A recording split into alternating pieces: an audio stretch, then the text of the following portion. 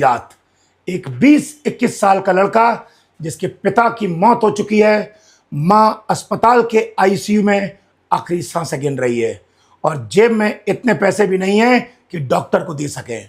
वह लड़का अस्पताल के बाहर खड़ा होकर आसमान की तरफ देखता है और रोता नहीं है, वो अपनी मुट्ठियां भींचता है और दुनिया उसे पागल कह रही थी, किस्मत उस पर हंस रही थी, लेकिन उस लड़के की आंखों में एक अजीब सा डरावना पागलपन था।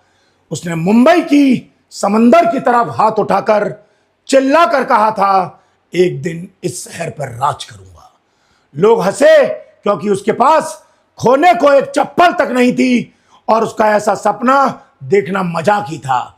लेकिन आज 40 साल बाद उस लड़के का नाम है शाहरुख खान और उस लड़के की जिद आज 14,000 करोड़ रुपए का एक ऐसा साम्राज्य है जिसे दुनिया किंग खान के नाम से जानती है।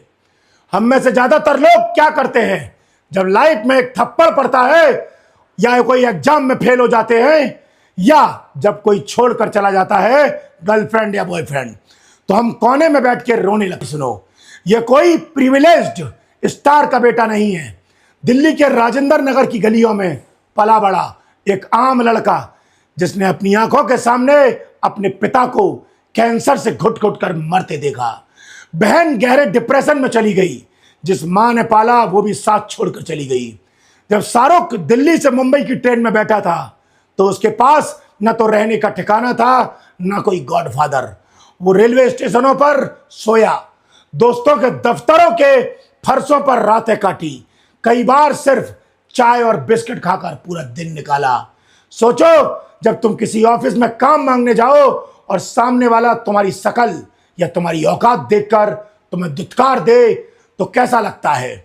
शाहरुख को भी यही देखना पड़ा और यह कहा गया शाहरुख से कि तुम्हारी शकल हीरो जैसी नहीं है, तुम बहुत तेज बोलते हो, तुम्हारे बाल बिखरे हुए हैं, तुम फ्लॉप हो जाओगे, फिल्मी कैरियर तुम्हारे लिए नहीं है।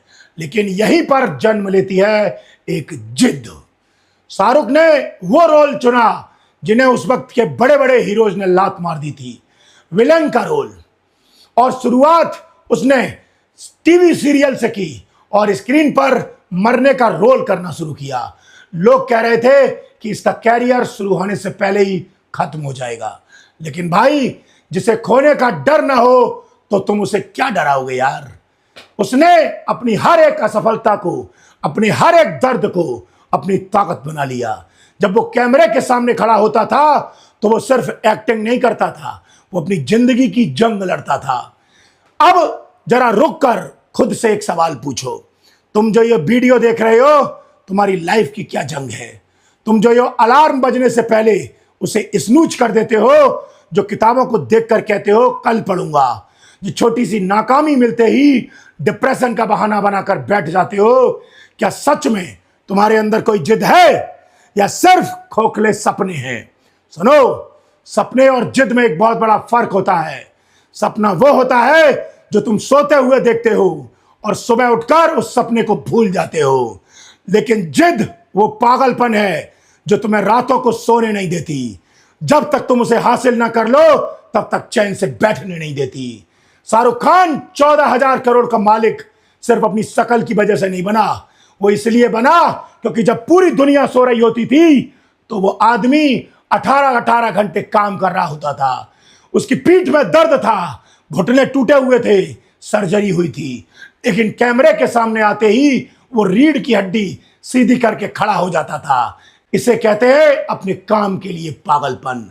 दोस्त, जिद तो तुम्हारे अंदर भी है इस डिजिटल दुनिया का बादशाह बनने की, इंस्टाग्राम, यूट्यूब और फेसबुक पर अपनी एक अलग पहचान बनाने की, अपना खुद का ब्रांड बनाने की, अपना साम्राज्य खड़ा करने की।